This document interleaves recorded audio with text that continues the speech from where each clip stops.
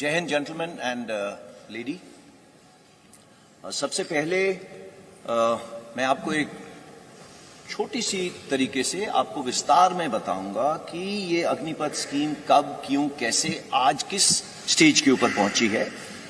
ये अनाउंसमेंट ये अनाउंसमेंट 14 जून को हुई थी। 14 जून को दो महत्वपूर्ण चीजों की अनाउंसमेंट हुई। एक 10.5 लाख जॉब्स गवर्नमेंट के लिए, और दूसरी अनाउंसमेंट अग्निपथ स्कीम की, जहां पे केवल 46,000 वैकेंसीज थी। बट किसी वजह से ये पूरी दौड़ 14 तारीख से इन 40,000 वैकेंसीज की तरफ चली गई, और उसमें आप लोगों का योगदान काफी है। Go next. ये रिफॉर्म क्यों आया? ये रिफॉर्म लॉन्ग पेंडिंग था। सबसे ऊपर वाली आप स्टेटमेंट देखिए, ये स्टेटमेंट आज की नहीं है, ये 1989 की स्टेटमेंट है। 1989 में ये काम शुरू हुआ था। हमारी तमन्ना थी कि ये काम शुरू हो, बट उसकी और भी कई सारी पहलू थे। वो चाहता था कि ऑफिसर की एज कम हो, कमांडिंग ऑफिसर की एज कम हो, टीथ टू टेल रेशियो कम हो, तो एक एक करके ये काम शुरू करा गया। कमांडिंग ऑफिसर की एज कम करी गई, जो हमारी टीथ टू टेल रेशियो है वो कम करी गई। उसके बाद कारगिल रिव्यू कमेटी के अंदर अरुण सिंह कमेटी ने बोला एक सीडीएस का गठन होना चाहिए, वो काम हुआ। अब उसी चीज को आगे ले जाते हुए हमने जो नेक्स्ट रिफॉर्म था वो था कि किसी तरीके से जो एज हमारी 32 साल है, ये देखिए ये बता रहा है 30 साल। देश की सेना जो रक्षा कर रही है, दे आर 32 ईयर्स। ये हमारा सिर्फ एक ही मुद्दा है कि हम किसी तरीके से यंग हो जाए। इसको स्टडी करा गया पिछले 2 साल, एंड ये सीरियस वर्क। पहले तीनों चीफ जनरल रावत मिलके एंड कई लोगों से इसके बारे में डिस्कशन करी कि क्या क्या तरीके हैं, इसकी परसेंटेजेस कैसे करें। उसके अलावा हमने स्टडी करी बाहर के देशों की स्टडी। तकरीबन सारे देश हमने स्टडी करे।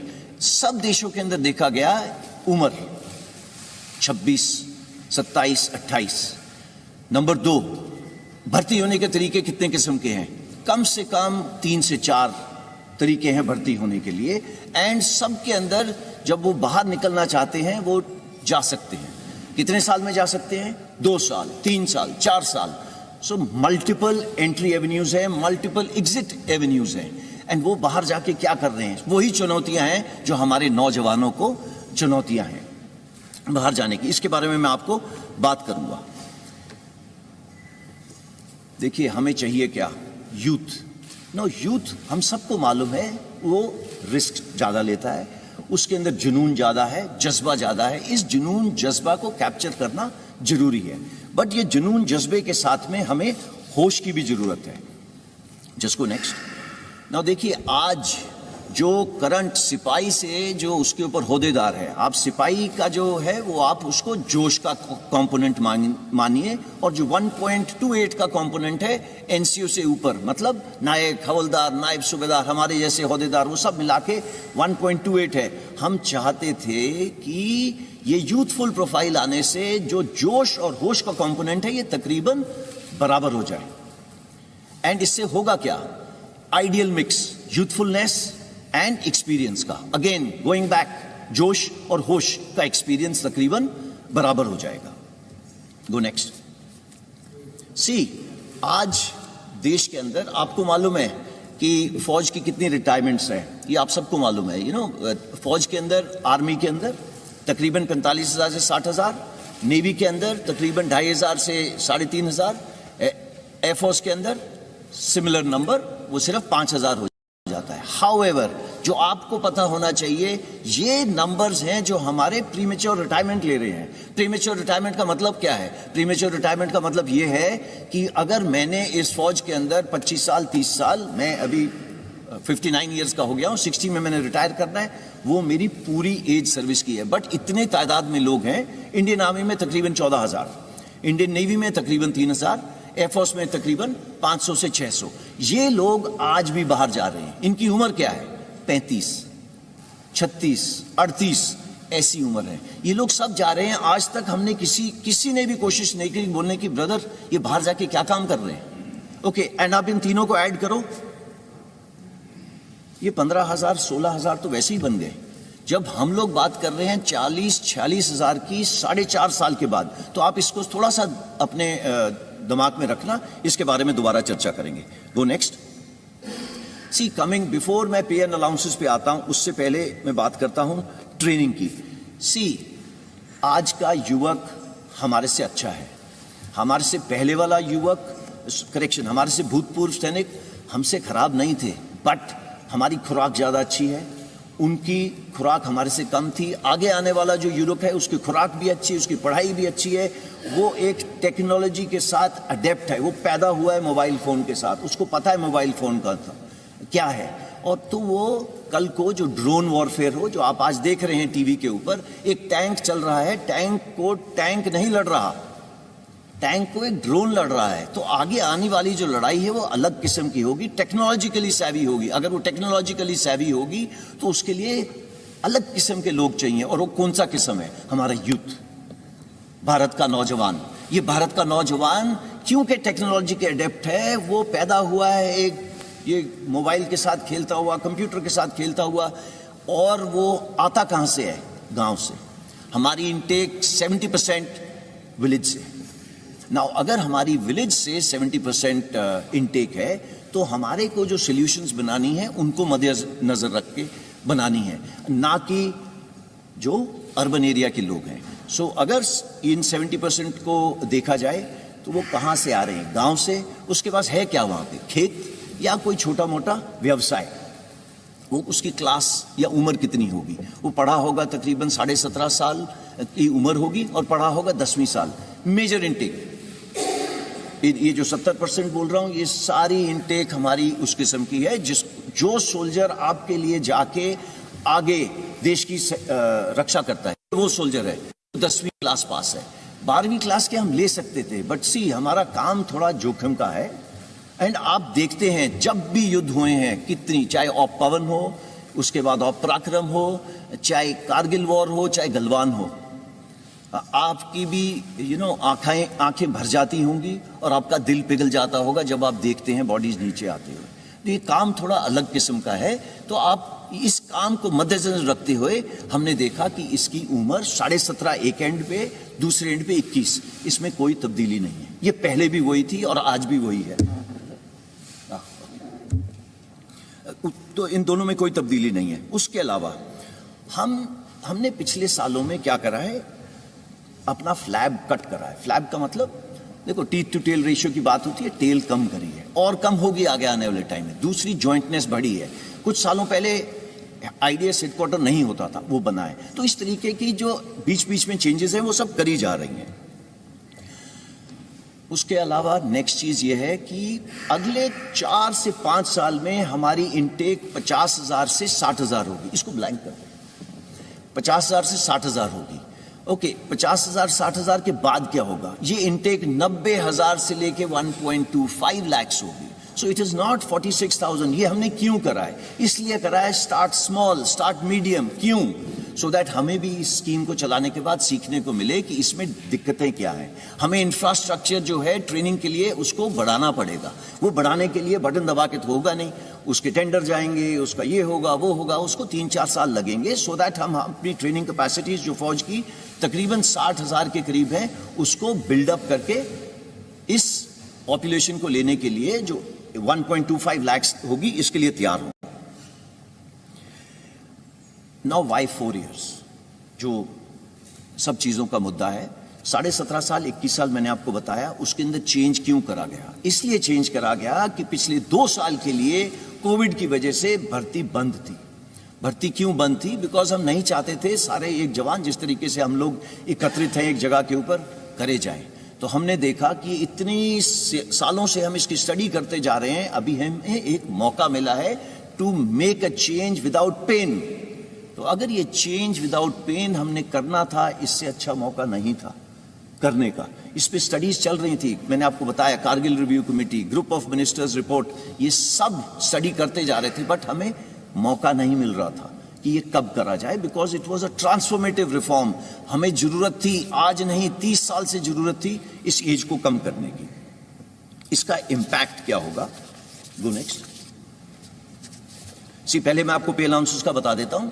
जो आज जवान को पेड अलाउंसेस मिल रहे हैं वो अग्निवीर को ज्यादा मिलेंगे।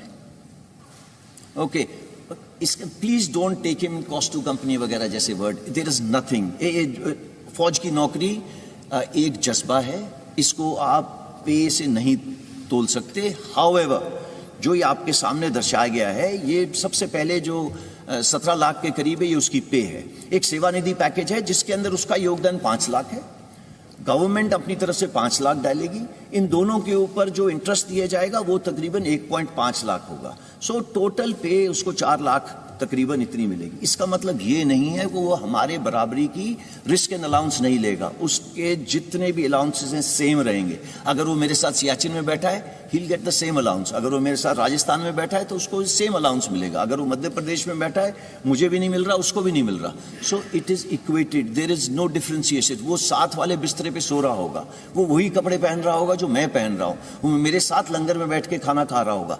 There is no difference. कोई अलग बैरक नहीं बना दी अग्निवीर के लिए, बिकॉज उसने लड़ाई कल हमारे साथ करनी है, और अगर वो हमारे साथ देश के लिए बलिदान देगा तो देयर इज कोई गुंजाइश ही नहीं है उसको हम किसी तरीके से रत्ती भर भी उसको हम अपना छोटा सोचें।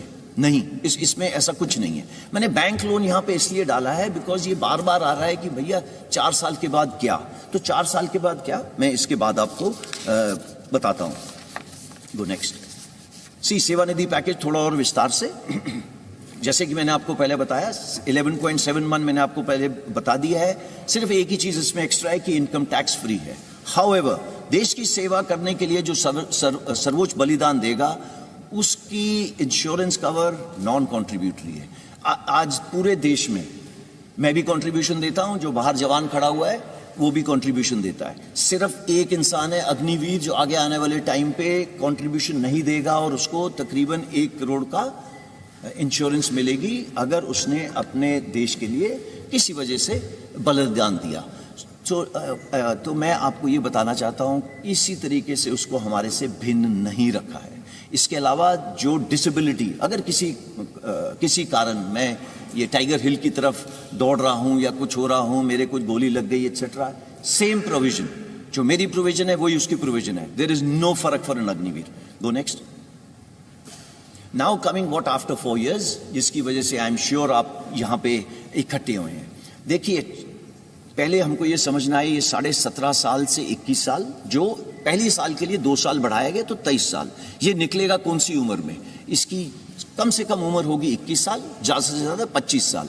आप में से बताइए कि 27 साल या 25 साल की उम्र में कितनों को जॉब्स लग गई थी?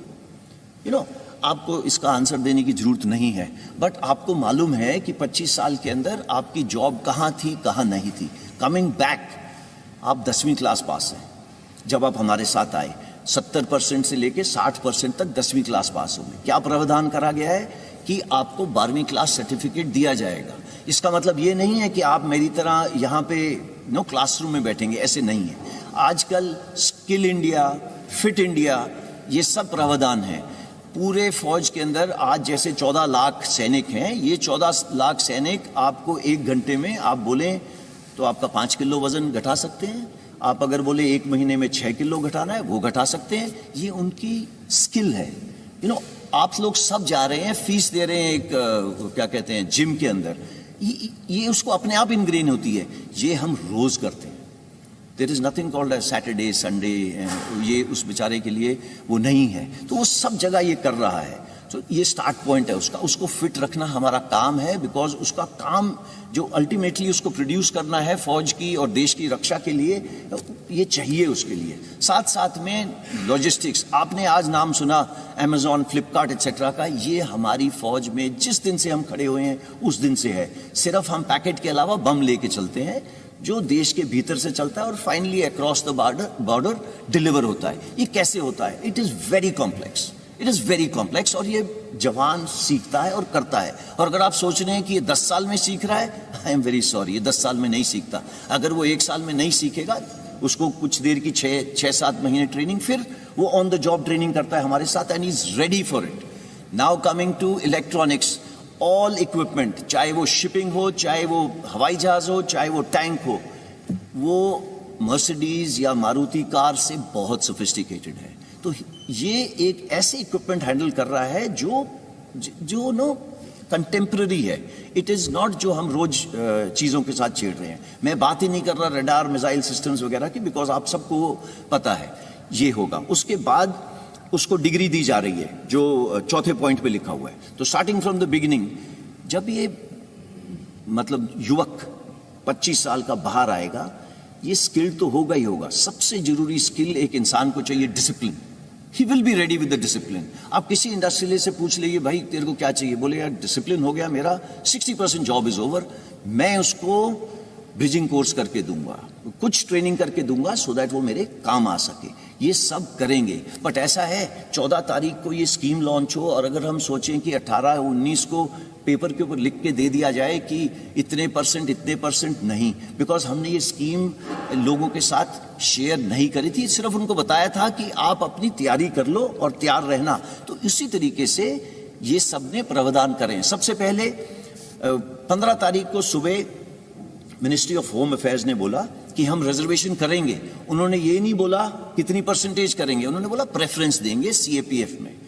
जैसे ही 3 दिन निकले, और ये प्लान था, इसको ये मत सोचिएगा उन्होंने 4 जगह में देखी कुछ हरकतें होती हैं आर्सन की वजह से हुआ। नो, ये प्लान था। ये क्यों प्लान था?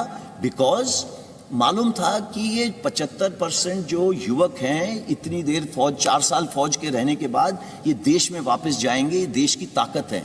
ये 25% का तो हम ध्यान रख लेंगे, उनके साथ क्या करना है कैसे करना है वो हमारे पे छोड़ दीजिए। बट सबके दिमाग में ये आ रहा है इन 75% के साथ क्या होगा। ये अगर देश की ताकत है तो पूरे देश को, होल ऑफ द गवर्नमेंट, सबकी भागीदारी के साथ इसको आगे ले जाया गया। तो पहले एमएचए ने हमको बोला प्रेफरेंस दी जाएगी। विद इन 3 डेज उन्होंने बोला 10% reservation in CAPF and Assam rifles. Then age relaxation दी। एज रिलैक्सेशन क्यों दी? बिकॉज हमने पहले दिन बोला था कि जो कोविड की वजह से 21 साल के नहीं रह पाए वो 23 साल के हो गए, तो वो 2 साल बढ़ गई। हाउएवर उसके 3 दिन बाद एमएचए ने बोला अच्छा वो युवक जो 21 साल में मेरे पास आने थे वो अब 23 के हो गए, तो उन्होंने फर्स्ट बैच के लिए ये स्पेशल कंसेशन दिया है to increase the age. Why? Because सब के सब यूथ के साथ कनेक्टेड है, उनको मालूम है देश का भविष्य, यूथ का भविष्य एकदम इंटीग्रेटेड है।